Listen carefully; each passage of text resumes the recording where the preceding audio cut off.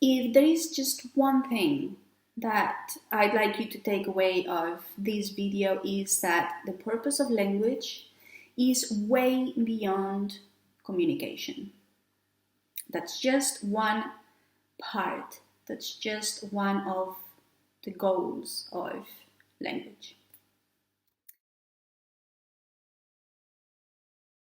But before I start talking about the purpose of language itself, I'd like to talk about what is language. What is the definition of language?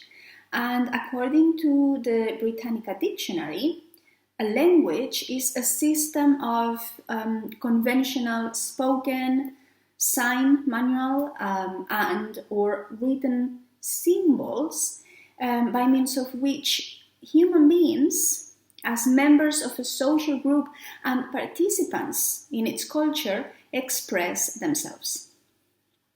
So as you can see, expressing oneself is an integral element of language. So there are two main elements of languages. One is the words themselves, or the capacity to form signs, and the other element is the capacity to combine those signs into complex structures, so we can form long sentences. These signs and the combination of those signs is a very important part of language.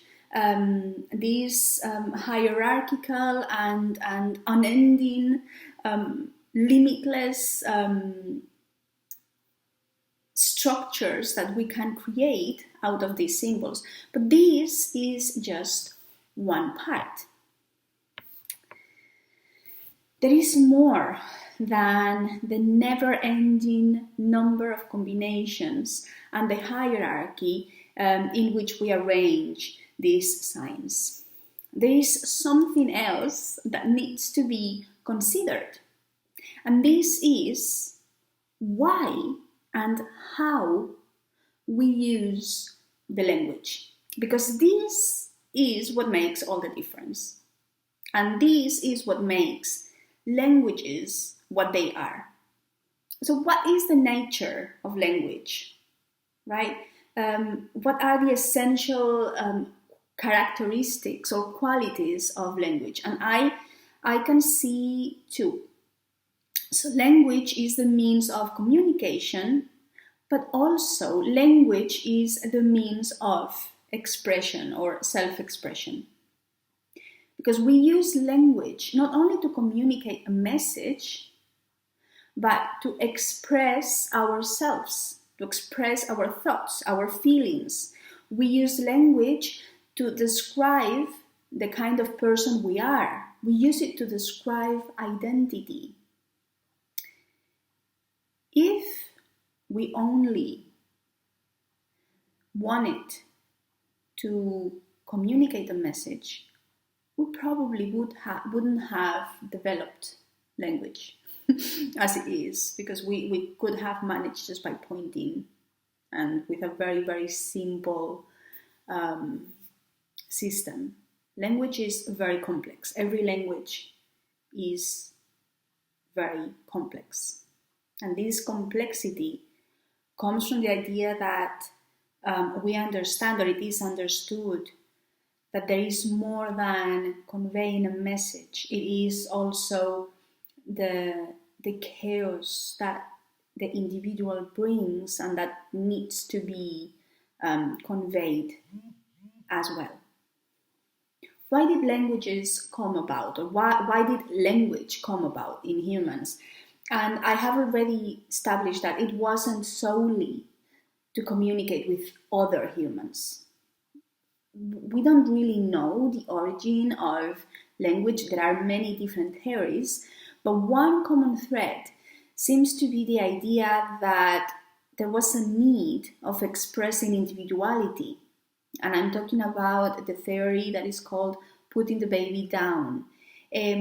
There was the need for self-expression and intentional communication, for moms to to keep in contact with their own babies, and for the baby to understand that they are, that even if mom is doing something else, that they are still there. So it is that there was this language was the means to connect and communicate and reassure at an individual level.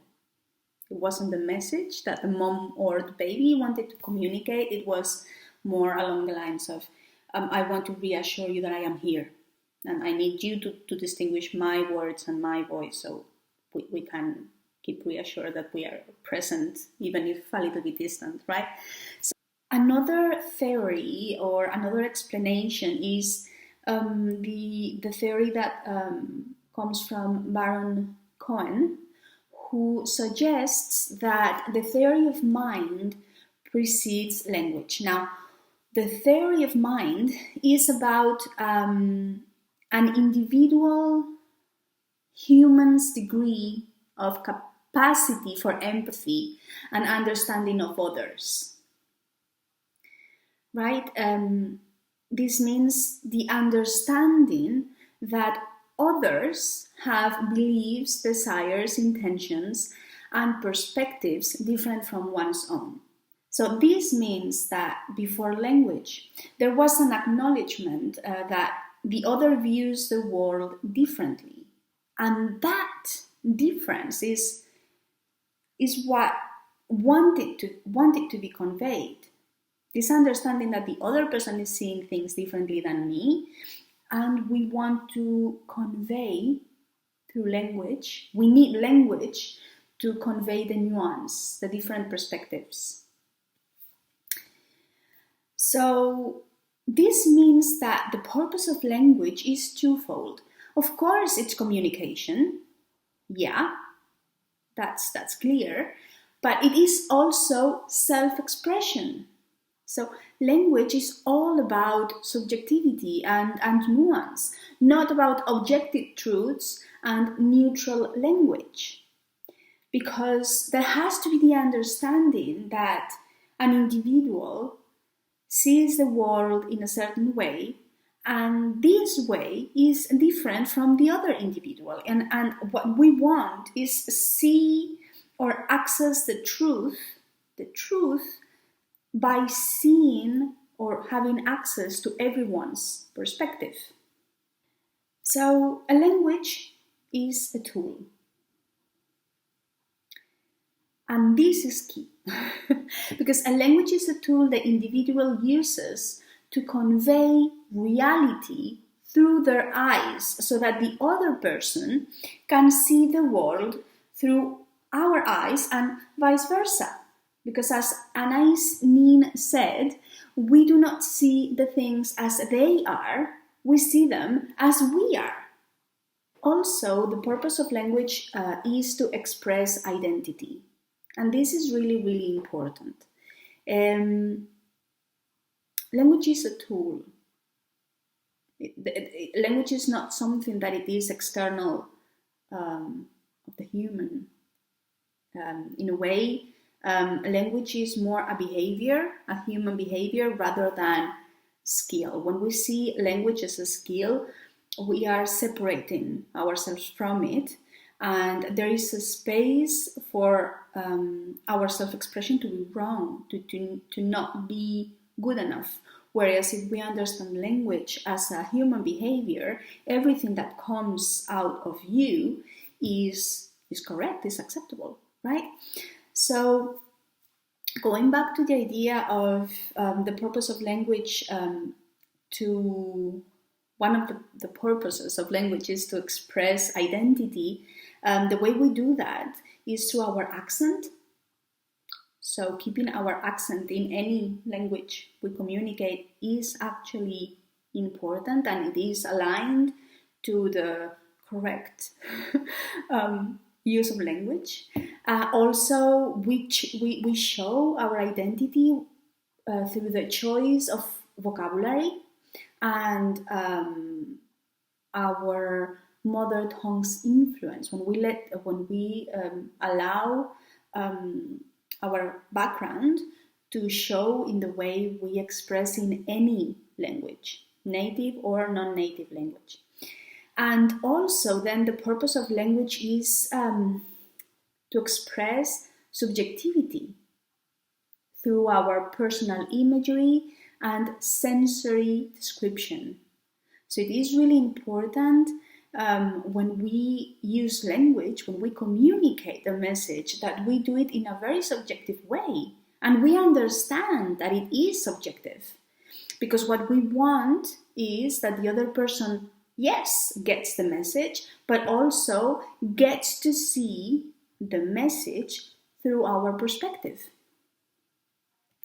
Because that's going to enrich the message. They are seeing the message in a way, we are seeing the message in another way, and by having access to these different ways, we have a wider understanding of the message.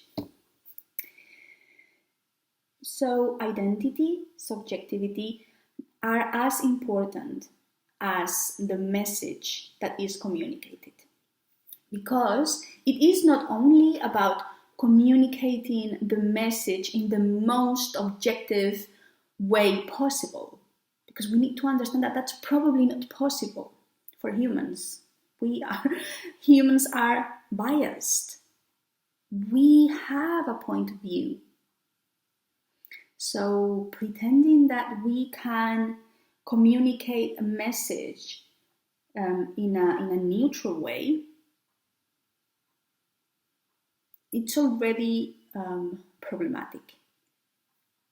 Yeah, it's not only about communicating the message in an objective way, but communicating what the message means to me, how I see the message, my intention when sharing the message, etc., etc. So it is the subjective part. So the other person can see through my eyes, through my perspective.